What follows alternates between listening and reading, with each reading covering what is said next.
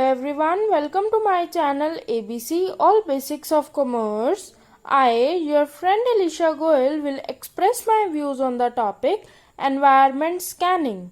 Environmental scanning is used as an overview of wide range of phenomena in the environment projected in a time period beyond the typical formula planning range and designed to stimulate thinking of managers and staff about potential events that will have an important impact on company affairs. Environment scanning का मतलब होता है अपने environment को जहाँ पे हमारी organisation exist कर रही है उस एनवायरनमेंट को अच्छे से स्कैन करना। स्कैन किस वे में करना कि वहाँ पे क्या अपॉर्चुनिटीज़ हैं, कैसा एनवायरनमेंट है, कैसे लोग हैं, वहाँ पे हमें रिसोर्सेज क्या क्या अवेलेबल हो सकते हैं, वहाँ किस तरह की टेक्नोलॉजी अवेलेबल है, वहाँ पे अगर हम ऑर्गेनाइजेशन में काम कर रहे हैं तो किस तरह के हमारे को डेंजरस पॉइंट्स हो सकते हैं या फिर क्या हमें प्लस पॉइंट पॉजिटिव इफेक्ट मिलेगा उस एनवायरनमेंट से अगर हमारी ऑर्गेनाइजेशन में उस जगह पे काम हो रहा है। तो एनवायरनमेंट स्कैनिंग में हम क्या करते हैं, एनवायरनमेंट को अच्छे से स्टडी करते हैं, सारे फैक्टर्स को अच्छे से स्टडी करते हैं और वहाँ के प्रोज और कॉन्स को निकालते हैं सर्वे के थ्रू कि अगर हम उस एरिया में काम करेंगे, उस एनवायरनमेंट में काम करेंगे तो क्या हमारे लिए अपॉर्चुनिटीज़ होंगी, क्या हमारे लिए थ्रेट्स होंगी, हमें अपनी स्ट्रैटेजीज कैसे बनानी है। अगर हम एक बात करें कि वहाँ पे जो गवर्नमेंट की रूल्स रेगुलेशंस हैं वो नॉर्मल रूल रेगुलेशन के साथ साथ कुछ एडिशनल रूल्स भी अप्लाई होते हैं उस एरिया में, तो हमें उन सारे रूल्स को अच्छे से देखना पड़ेगा, स्टडी करना पड़ेगा और उन रूल्स के अकॉर्डिंगली अपनी स्ट्रैटेजीज बनानी पड़ेंगी ताकि लीगल फॉर्म में किसी भी तरह की डिफिकल्टी अराइज ना हो। तो एनवायरनमेंट स्कैनिंग में हम क्या करते हैं, एनवायरनमेंट स्कैनिंग में हम अपने एनवायरनमेंट को अच्छे से देखते हैं, स्टडी करते हैं और अकॉर्डिंगली प्लानिंग और स्ट्रैटेजीज अपने ऑर्गेनाइजेशन की एक्टिविटीज की तैयार करते हैं। ये था एनवायरनमेंट स्कैनिंग का मीनिंग। अब नेक्स्ट हमारे पास आता है नीड ऑफ एनवायरनमेंट स्कैनिंग कि हमें एनवायरनमेंट स्कैनिंग की क्या ज़रूरत पड़ी। फर्स्ट पॉइंट इसमें आता है इफेक्टिव यूटिलाइजेशन ऑफ रिसोर्सेज। इसका मतलब क्या हुआ कि अगर हम अपने एनवायरनमेंट को स्कैन अच्छे से कर रहे हैं तो हमें ये पता चल गया वहाँ पे कौन से रिसोर्सेज अवेलेबल है जो हम यूज़ कर सकते हैं अपने बिजनेस में, किस तरह के रिसोर्सेज हमें लोकल मिल जाएंगे या फिर जो रिसोर्सेज नहीं है वहाँ पे अवेलेबल वो हमें किस जगह से मंगवाने पड़ेंगे या फिर जो एक्स्ट्रा रिसोर्सेज वहाँ के हैं हम उनका यूज़ करके भी अपने प्रोडक्ट में कुछ मॉडिफिकेशंस ला सकते हैं ताकि जो हमारे कस्टमर्स हैं वो ज़्यादा अट्रैक्ट हो हमारे प्रोडक्ट के तरफ। तो हम इफेक्टिव यूटिलाइजेशन करने के लिए रिसोर्सेज का एनवायरनमेंट स्कैनिंग करते हैं। सेकंड पॉइंट इसमें आता है constant monitoring of the environment. इसका क्या मतलब हुआ कि एनवायरनमेंट क्या होता है, डायनामिक नेचर का होता है, तो हमें एनवायरनमेंट को टाइम टू टाइम स्कैन करना पड़ता है, अच्छे से स्टडी करना पड़ता है ताकि एनवायरनमेंट में आने वाले चेंजेस के अकॉर्डिंगली हम एक्टिविटीज को रीअरेंज कर सकें ताकि किसी भी तरह की डिफिकल्टी अराइज ना हो। थर्ड पॉइंट आता है हमारे पास स्ट्रैटेजी फॉर्मुलेशन। स्ट्रैटेजी फॉर्मुलेशन का मतलब कि एनवायरनमेंट में जो रूल्स रेगुलेशन है वहाँ के, जो वहाँ की टेक्नोलॉजी अवेलेबल है उसके अकॉर्डिंगली हम अपनी एक्टिविटीज की स्ट्रैटेजीज प्रिपेयर करते हैं। नेक्स्ट आता है कि जब हम एनवायरनमेंट को स्कैन करते हैं तो हमें वहाँ से अपॉर्चुनिटीज़ का और थ्रेट्स का पता चल जाता है।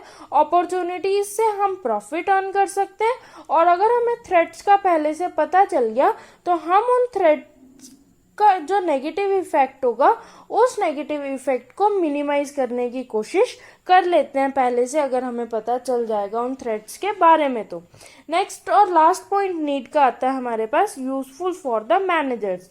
मैनेजर्स के लिए क्या यूजफुल होगा स्कैनिंग, इवैल्यूएशन के टाइम पे जब हम 2 ईयर्स को या फिर 2 अलग-अलग ब्रांचेस को कंपेयर करते हैं, तो अगर हमें एनवायरनमेंट की अच्छे से इंफॉर्मेशन मिली होगी पहले से, तो कंपैरिजन करना इजी हो जाता है कि किस सिचुएशन में कितना काम हुआ, किस तरह से एक्टिविटीज परफॉर्म हुई। तो वहां पे हमें इवैल्यूएशन करने में डिफिकल्टी नहीं आती। ये थे नीड्स के पॉइंट। अब नेक्स्ट हमारे पास आता है कि जब हम एनवायरनमेंट को स्कैन करते हैं तो कौन कौन से फैक्टर्स को हमें कंसीडर करना होता है। जब भी हम अपने एक्सटर्नल एनवायरनमेंट को स्टडी करते हैं किसी भी बिजनेस ऑर्गेनाइजेशन के, तो हम मेनली वहां पे 4 फैक्टर्स देखते हैं। फर्स्ट आता है इवेंट।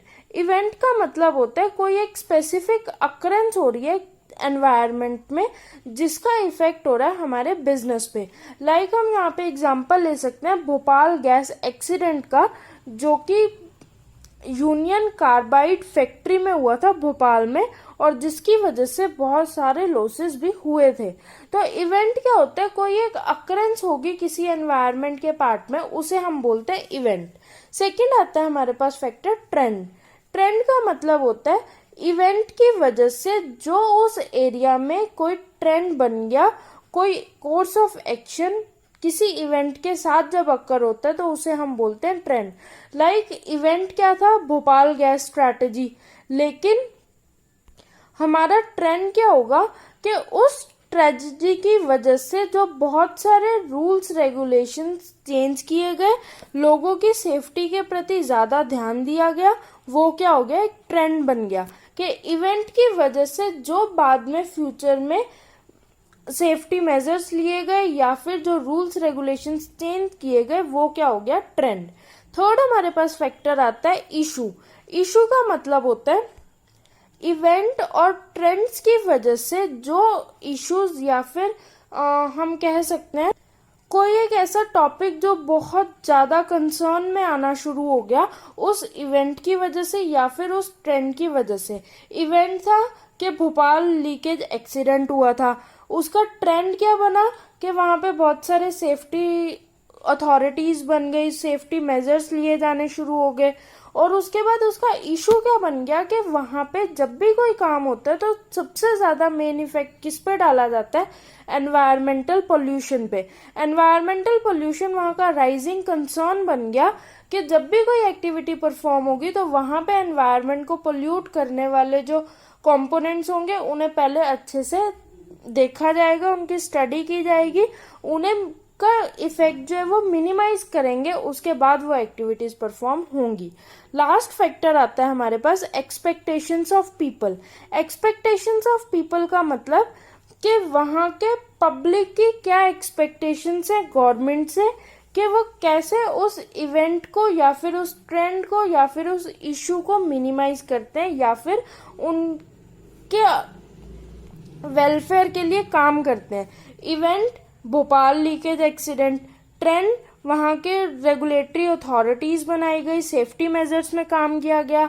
इशू क्या बना कि एनवायरमेंटल पोल्यूशन एक राइजिंग कंसर्न बन गया, और वहां के एक्सपेक्टेशन क्या रही लोगों की कि गवर्नमेंट ने बहुत सारे रूल्स को चेंज किया, बहुत सारे सेफ्टी मेजर्स लगाए गए, बहुत सारे स्ट्रिक्ट रूल्स एनफोर्स किए गए ताकि वहां के जो लोकल पीपल हैं उन्हें किसी भी तरह का हार्म ना हो। तो ये होते हैं फैक्टर्स जब भी हम एनवायरमेंटल स्कैनिंग करते हैं तो उस टाइम पे हम कंसीडर करते हैं।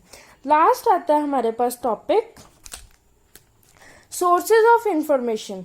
मतलब जब भी हमें एनवायरमेंटल स्कैनिंग करनी होती है तो हमें कहाँ कहाँ से इंफॉर्मेशन मिलती है।